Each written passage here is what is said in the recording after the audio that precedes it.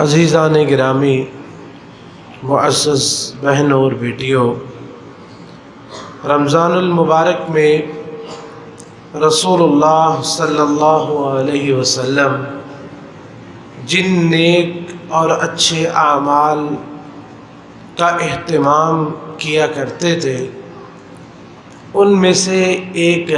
صدقہ ہے۔ عام دنوں میں تو آپ صدقہ کرتے ہی تھے، لیکن رمضان المبارک میں آپ صدقے کا خصوصی طور پر اہتمام کیا کرتے تھے، اور جب جبریل امین سے ملاقات ہونی ہوتی رمضان میں، اب ان کے ساتھ قرآن کریم کا دور کرتے، وہ آپ کو قرآن کریم سناتے اور نبی علیہ السلام انہیں قرآن کریم سناتے، تو اس وقت رسول اللہ صلی اللہ علیہ وسلم اس طرح صدقہ کیا کرتے تھے کہ جس طرح تیز آندھی چلتی ہے جو ہر چیز کو اڑا کے لے جاتی ہے، رسول اللہ صلی اللہ علیہ وسلم اس وقت آپ کے پاس جو کچھ بھی ہوتا آپ اس کو اللہ کے راستے میں صدقہ کر دیا کرتے تھے۔ صدقے کا انسان کے گناہوں کے مٹنے اور مصیبتوں سے چھٹکارے کے ساتھ بڑا گہرا تعلق ہے۔ صدقہ کے فضائل اور اس کے مناقب اور اس کے فوائد ذکر کرنے کے لیے ایک لمبا عرصہ درکار ہے، بہت ٹائم کی ضرورت ہے۔ آج کے دن ہم صرف دو چیزیں جو صدقہ کے متعلق ہیں ان کا ذکر کریں گے۔ نمبر ایک یہ کہ صدقہ دنیا میں انسان کے لیے مصیبتوں سے بچاؤ کا کس طرح سبب بنتا ہے۔ صدقے کے فضائل جو ہیں وہ آپ نے سنے ہیں بہت سارے، وہ بیان کرنے کی ضرورت بھی ہے، لیکن وقت کی خاطر، وقت کی کمی کی وجہ سے ہم صرف دو چیزیں ذکر کریں گے۔ ایک یہ کہ دنیا میں صدقہ انسان کو کس طرح مصیبتوں سے بچاتا ہے، اور روز قیامت صدقہ انسان کو کس طرح مصیبتوں سے بچائے گا۔ یہ دو چیزیں انشاءاللہ العزیز ہم بیان کریں گے۔ عزیزان گرامی، نبی کریم صلی اللہ علیہ وسلم نے حضرت یحییٰ بن زکریا علیہ السلام، جن کا ذکر سورہ مریم میں بھی ہے، آل عمران میں بھی ہے، ان کا ذکر فرمایا کہ اللہ رب العزت نے انہیں جن کاموں کا حکم دیا ہے ایک خاص وحی فرمائی۔ اس وحی میں اللہ رب العزت فرماتے ہیں کہ وَآمُرُكُمْ بِالصَّدَقَةِ، کہ اپنی قوم کو کہو کہ میں تمہیں صدقے کا حکم دیتا ہوں، میں صدقے کا حکم دیتا ہوں۔ اور اس کے ساتھ ایک مثال اللہ رب العزت نے بیان کرنے کا حکم دیا، وہ مثال انہوں نے بیان کی۔ فرماتے ہیں کہ ذَلِكَ بِمَنْ قُدِّبَ لِيُضْرَبْ عُنُقُهُ، اس کی مثال ایسے شخص کی ہے کہ جس کو باندھ کر، جس کے ہاتھ یوں باندھے جائیں اور میدان میں لا کے رکھا جائے کہ اب اس کی گردن اتار دی جائے گی، کسی جو ہے وہ جرم کی وجہ سے یا کسی گناہ یا کسی قتل کی وجہ سے، اب بالکل میدان سج چکا ہے، اس کے ہاتھ پاؤں بند چکے ہیں، اور جو جلاد ہے اس کے ہاتھ میں تلوار پکڑی ہوئی ہے۔ یہ شخص بولتا ہے کہ میں اتنے پیسے دیتا ہوں، اتنا مال دیتا ہوں، مجھ کو بخش دیجیے، میری جان بخشی کر دیجیے۔ اور جو مقتول کے وارث ہیں وہ مال کے بارے میں سن کے، اتنا مال ہے، اتنا مال مل رہا ہے، تو وہ اس مال کے بدلے میں دیت جو ہے وہ وصول کر کے یا فدیہ لے کے اس کی جان بخشی کر دیتے ہیں۔ نبی علیہ السلام نے فرمایا کہ صدقے کی مثال، یہ یحییٰ علیہ السلام نے فرمایا کہ اللہ کے حکم سے فرمایا کہ صدقے کی مثال اس شخص کی ہے کہ جو یعنی بالکل اب قریب ہے کہ وہ ہلاک ہو جائے، لیکن وہ فدیہ دے کے اور دیت دے کے اپنی جان چھڑا لیتا ہے۔ تو ابن القیم رحمۃ اللہ علیہ الوابل الصیب میں فرماتے ہیں کہ فَإِنَّ الذُّنُوبَ وَخَطَایَاهُ تَقْتَضِی هَلَاکُهُ، اس کا مطلب یہ ہے کہ ایک شخص ہوتا ہے، اس کے گناہ اور اس کی غلطیاں اس بات کا تقاضا کرتے ہیں کہ اب یہ شخص اس دنیا میں رہنے کا مستحق نہیں ہے، اب یہ ہلاک ہوگا، تباہ و برباد ہوگا، اللہ کے عذاب کا جو ہے وہ شکار ہوگا۔ فتجیء الصدقہ، لیکن وہ صدقہ کرتا ہے اور وہ صدقہ جو ہے وہ اس کو اللہ کے عذاب سے بچا دیتا ہے، اور وہ صدقہ جو ہے وہ اسے اللہ کے عذاب سے بچا دیتا ہے۔ یہ مثال ہے جو حضرت یحییٰ علیہ السلام نے اللہ کے حکم سے اپنی قوم کو دی۔ اسی طرح انسان، جیسے کہ نبی علیہ السلام نے جو حدیث بیان کر، ابن القیم رحمۃ اللہ علیہ انہوں نے اس کی وضاحت کی کہ انسان کبھی گناہ کرتے ہوئے اس مرحلے تک پہنچ جاتا ہے کہ اب اس کا انجام جو ہے وہ اللہ کے عذاب کی شکل میں ہے یا اس کی ہلاکت کی شکل میں ہے، لیکن اللہ تعالیٰ اسے وہ صدقہ کرتا ہے تو اللہ تعالیٰ اس صدقے کی وجہ سے اس کو اس عذاب سے یا اس مصیبت سے یا اس ہلاکت سے محفوظ رکھ دیتے ہیں۔ اور اسی طرح دوسری روایت میں ہے، رسول اللہ صلی اللہ علیہ وسلم نے، صحیح بخاری اور مسلم کی روایت ہے، آپ نے فرمایا بخیل اور صدقہ کرنے والا، اس کی مثال اس طرح ہے کہ دو شخص ہیں، وہ زرہ پہننا چاہتے ہیں، لیکن جو صدقہ کرنے والا ہے وہ جیسے ہی وہ زرہ پہننے چاہتا ہے تو زرہ کی جو کڑیاں ہوتی ہیں وہ کھل جاتی ہیں اور وہ زرہ آسانی سے اس کے جسم پہ آ جاتی ہے، لیکن جو بخیل انسان ہے وہ جیسے ہی صدقہ پہننا چاہتا ہے، جو لوہے کی کڑیاں ہوتی ہیں وہ ایک دوسرے کے ساتھ پھنس جاتی ہیں اور وہ اس کے جسم پہ وہ جو زرہ ہوتی ہے وہ اس سے نہیں پہنی جاتی، اور وہ بلکہ اور زیادہ مصیبت میں پھنس جاتا ہے، اور وہ اس کی کڑیاں جو ہیں وہ پھنس جاتی ہیں، اور وہ اپنا دفاع کرنا تو دور کی بات ہے، ایک نئی مصیبت میں پھنس جاتا ہے۔ تو اس کی مثال یہ نبی علیہ السلام نے جو دی ہے وہ اس طرح ہے کہ اس کا مطلب یہ ہے کہ جو صدقہ کرنے والا انسان ہے وہ اپنے ہاتھوں کو کھولتا ہے، جب یہ اپنے ہاتھوں کو کھولتا ہے نا تو یعنی مال دیتا ہے لوگوں کو، تو جو زرہ ہوتی ہے وہ خود بخود اس کے جسم پر فٹ آ جاتی ہے اور پوری آ جاتی ہے، اور جو کنجوس انسان ہوتا ہے وہ ہاتھ کھولتا نہیں ہے، وہ اپنے ہاتھ کو اس طرح بند رکھتا ہے، وہ ہاتھ کو چونکہ بند رکھتا ہے لہٰذا وہ زرہ جو ہے وہ اس کے ہاتھوں میں پھنس جاتی ہے اور زرہ اس کے جسم پر نہیں آتی۔ اور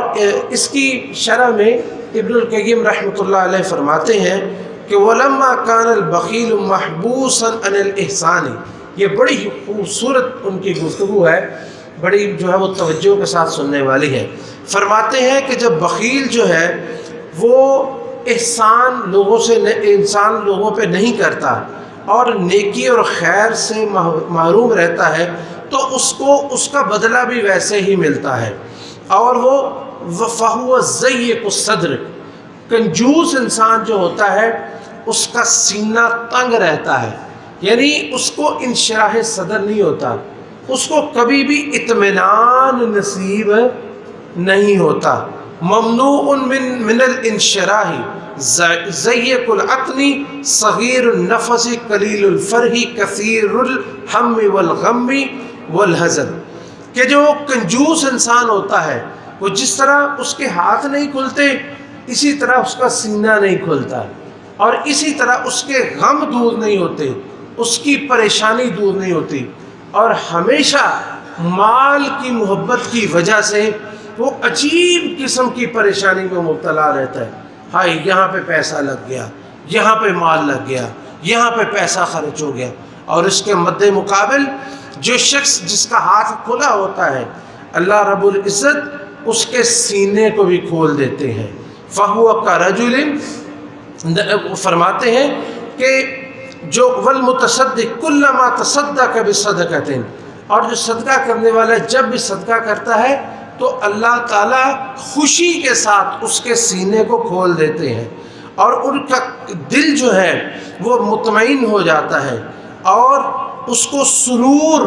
اور ایسی خوشی اللہ رب العزت اس کو نصیب فرماتے ہیں جو کنجوس انسان کو کبھی نہیں ملتی۔ اور یہی وہ بات ہے کہ جو اللہ تعالیٰ فرماتے ہیں کہ وَمَن یُوقَ شُحَّ نَفْسِهِ فَأُولَٰئِکَ هُمُ الْمُفْلِحُونَ کہ جو لوگ نفس کی کنجوسی سے بچا دیے گئے تو وہی لوگ کامیاب ہیں۔ جو نفس کی کنجوسی سے بچا دیے گئے وہی لوگ کامیاب ہیں۔ اور عبد الرحمن بن عوف، یہ سعد بن ابی وقاص رضی اللہ عنہما،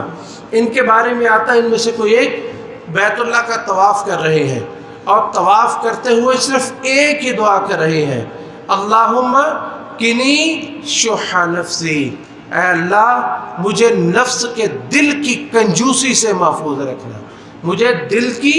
کنجوسی سے، میرے نفس کو کنجوسی سے اور بخیلی سے محفوظ رکھنا۔ کسی نے پوچھا کہ اللہ کے گھر میں آئے ہو تو اور کئی دعائیں مانگنے والی اب ایک ہی دعائیں مانگ جا رہے ہو؟ فرماتے ہیں کہ اللہ رب العزت نے فرمایا ہے کہ وَمَن یُوقَ شُحَّ نَفْسِهِ فَأُولَٰئِکَ هُمُ الْمُفْلِحُونَ کہ جو نفس کی کنجوسی سے، یہ اصل میں خرچ کرنے کا تعلق انسان کا دل کے ساتھ ہوتا ہے، کہ دل کی کنجوسی سے بچا دیا گیا تو وہی لوگ کامیاب ہوں گے۔ اور ان کی جو لوگ صدقہ کرنے والے ہیں، جیسے یہ صدقہ کرتے ہیں تو ان کے صدقے کے بدلے میں اللہ رب العزت ایک تو ان کو ایسی مصیبت سے محفوظ رکھتے ہیں جو مصیبت ان پہ آنی ہوتی ہے اور ان کی ہلاکت لکھی جا چکی ہوتی ہے، لیکن چونکہ وہ صدقہ کرتے ہیں اور صدقہ کرنے سے اللہ رب العزت نے یہ بھی لکھ دیا کہ صدقے کی وجہ سے ان پر یہ مصیبت جو ہے وہ ان سے ختم کر دی جائے اور یہ ہلاکت ختم کر دی جائے۔ اور ان کے دل جو ہیں اللہ رب العزت ان کے دلوں کو کھول دیتا ہے اور خوشی اور سرور، دیکھیں یہ خوشی اور سرور کا تعلق جو ہوتا ہے یہ انسان کے دل اور اس کے دماغ کے ساتھ ہوتا ہے۔ بعض دفعہ انسان بیمار ہو جائے تو دنیا جہان کی دولتیں اس کے سامنے آ جائیں لیکن وہ خوشی اور سرور اور فرحت اسے نصیب نہیں ہوتی، وہ ایک عام انسان کو کسی بھی جو ہے وہ اچھی چیز کو دیکھ کے ہوتی ہے۔ تو جس کو اللہ رب العزت خوشی سے محروم کر دے اس کا دل کبھی بھی خوش نہیں رہتا، کروڑوں اربوں اس کے پاس ہو لیکن ہر وقت اسے مال کی۔ میں نے ایک آدمی کے بارے میں، بہت بڑا ایک سیاستدان اس دنیا سے چلا گیا تو بڑا ہی مالدار ارب پتی انسان تھا، ایک شخص جو اس کا سیکٹری تھا اس کے ساتھ وہ ہمیشہ رہتا تھا، تو اس کے بارے میں نا وہ مجھے ایک دفعہ کسی جگہ پہ ملاقات ہوئی تو وہ مجھے بتاتا ہے، میں نے نا ذکر کیا، میں نے کہا ماشاءاللہ اللہ تعالیٰ نے ان کو مال دولت بہت دیا تھا اور پیسہ ان کے پاس، کہتا ہے یار پیسہ تو بہت تھا، پیسہ بہت تھا لیکن نا پتہ نہیں دل کے اندر ایک نا جیسے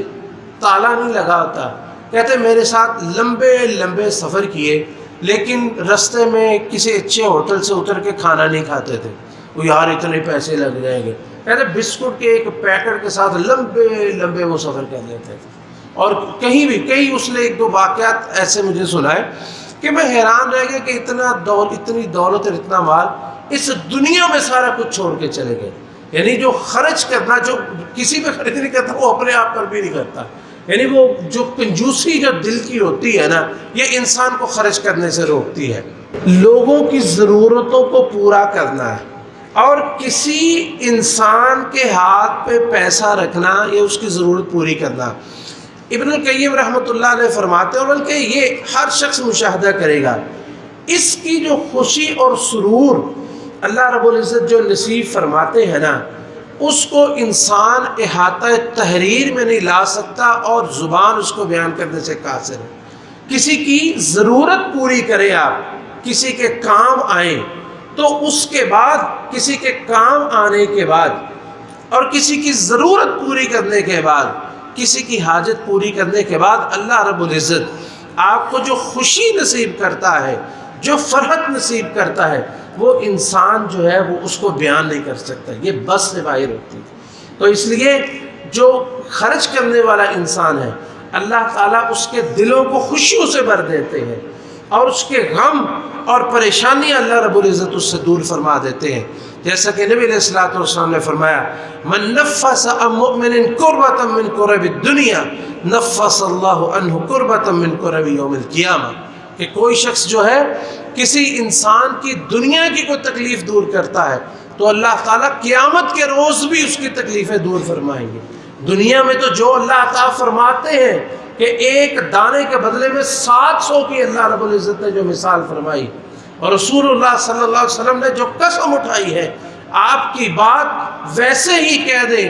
تو پتھر پہ لکیر ہے، اس کے بعد کسی دلیل کی ضرورت نہیں ہے۔ لیکن اللہ کے رسول علیہ الصلوۃ والسلام قسم کھا کے فرماتے ہیں کہ ما نقصت صدقۃ من مال، کہ صدقہ مال میں کمی نہیں کرتا بلکہ اضافہ ہی کرتا ہے، اور ایسا اضافہ کرتا ہے کہ انسان کی سوچ میں نہیں ہوتا، اور کبھی ایسی اللہ تعالیٰ اس کے لیے برکت فرماتا ہے کہ پوری دنیا رو رہی ہوتی ہے، پوری دنیا جو ہے وہ پریشان حال ہوتی ہے، خشک سالی ہوتی ہے، لیکن اللہ تعالیٰ صدقہ کرنے والوں کو وہاں سے نصیب فرماتے ہیں، وہاں سے عطا فرماتے ہیں کہ کسی کے وہم و گمان میں بھی نہیں ہوتا۔ صحیح مسلم کی روایت ہے،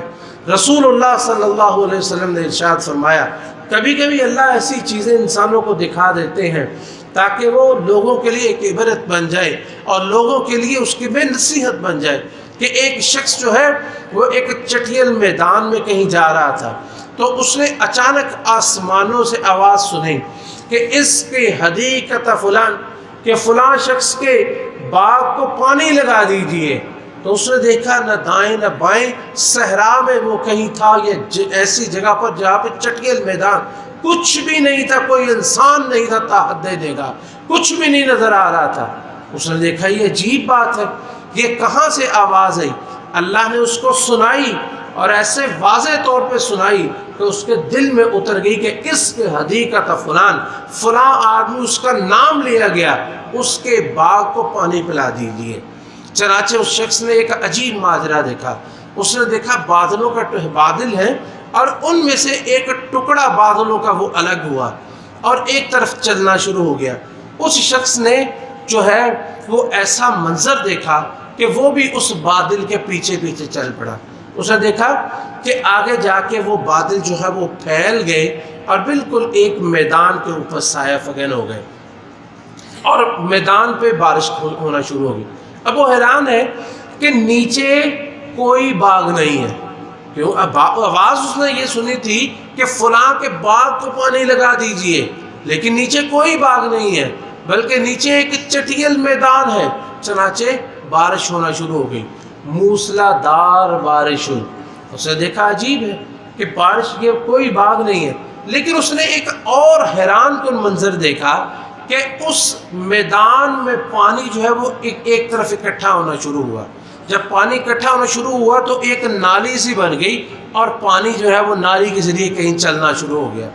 وہ شخص بھی اس کے ساتھ ساتھ جو ہے وہ چلنا شروع ہو گیا۔ چلتے چلتے آگے اس نے دیکھا کہ ایک جو ہے واقعتاً ایک باغ آ گیا، اور ایک آدمی جو ہے وہ اپنی کسی لے کے وہ اس آنے والے پانی کے لیے راستہ بنا رہا ہے، اس کو نالی کو صاف کر رہے، نالی کو صاف کیا، جب وہ پانی آیا اور اس کے باغ کو لگ گیا اور جل تھل ہو گئے۔ اس شخص نے وہ حیران ہوا یہ کیا ماجرا ہے۔ اس شخص کے پاس گیا، اس سے پوچھا بھائی تیرا نام کیا ہے؟ اس نے بتایا بھی میرا نام یہ ہے، اور وہ نام وہی تھا جو اس نے بادلوں سے سنا۔ اس نے کہا یار مجھے بتاؤ کہ تم کرتے کیا ہو کہ اس طرح بادلوں میں آسمانوں میں تمہارے نام کی گونج ہے، اور کہاں پہ تمہاری قسمت کی بارش ہوئی اور وہاں سے پانی تمہارے باغ کے لیے اللہ رب العزت نے چلایا کہ یہاں پہ بادل بھی نہیں پہنچے اور پانی تیرے باغ میں پہنچ گیا، تم کرتے کیا؟ اس نے کہا میرے بھائی میں کچھ نہیں کرتا، یہ میرا باغ ہے، اللہ رب العزت نے مجھے دیا ہے، یہی میرا سرمایہ ہے، یہی میرا سارا کچھ ہے۔ میں کرتا یہ ہوں کہ جس وقت یہ باغ میرا پھل دے دیتا ہے، میں اس پھل کے 3 حصے کرتا ہوں۔ ایک حصہ میں اپنے گھر والوں کے لیے رکھ لیتا ہوں، پورے سال کی روٹی میری اس کے ساتھ چلتی ہے۔ دوسرا حصہ اس باغ کے خرچ کے لیے رکھ لیتا ہوں کہ پورے سال جو خرچ ہونا ہوتا ہے وہ سارا میں اس پہ لگا دیتا ہوں، اور تیسرا حصہ جو ہوتا ہے میں وہ اللہ کے راستے میں صدقہ کر دیتا ہوں۔ اور یہ وہ وجہ تھی جس وجہ سے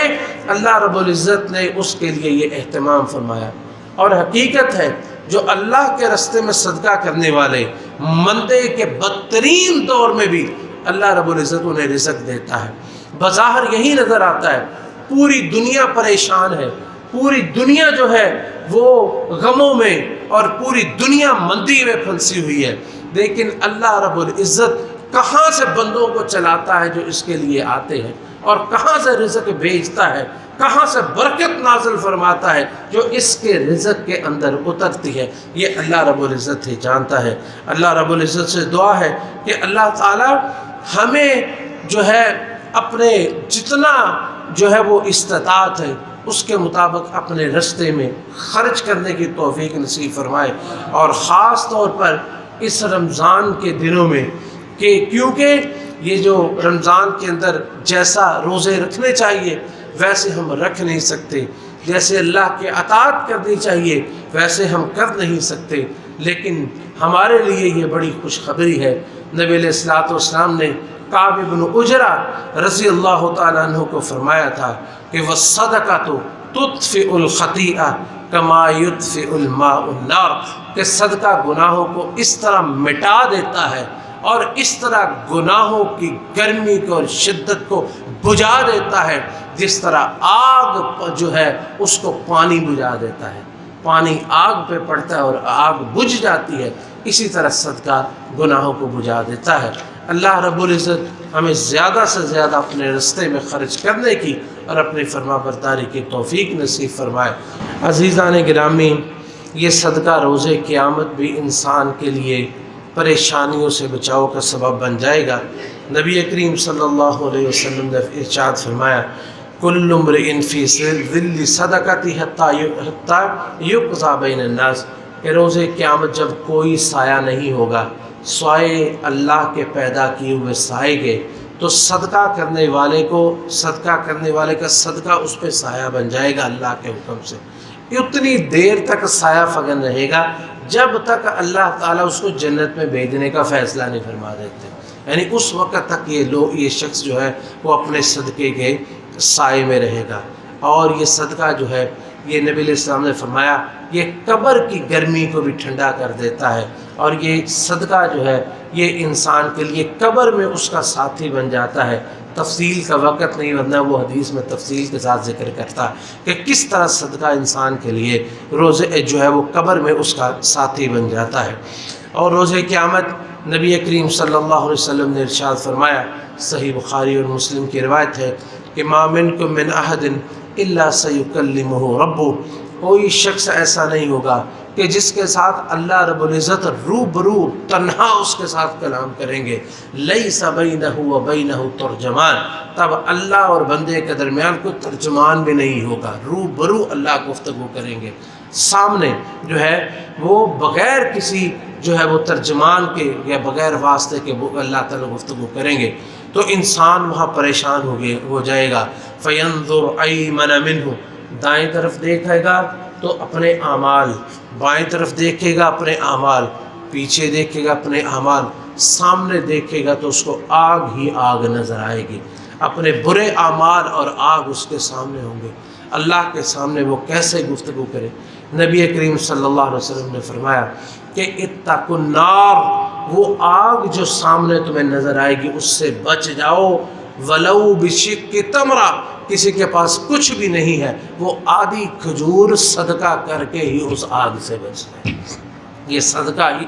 روز قیامت آگ سے بچانے والی ہے۔ رسول اللہ صلی اللہ علیہ وسلم عید کے دن عورتوں کے پاس گئے اور آپ نے فرمایا تصدقنا، اے عورتوں صدقہ کرو، فإنی رأیتکن اکثر اہل النار، کیونکہ میں نے تم نے دیکھا ہے کہ جہنم میں زیادہ تر عورتیں جائیں گی، کیونکہ تم نافرمانی اپنے خاوند کی کرتی ہو اور تم گالی گلوچ زیادہ کرتی ہو، اس لیے اگر جہنم میں جانے سے عورتوں تم نے بچنا ہے تو کیا کرو؟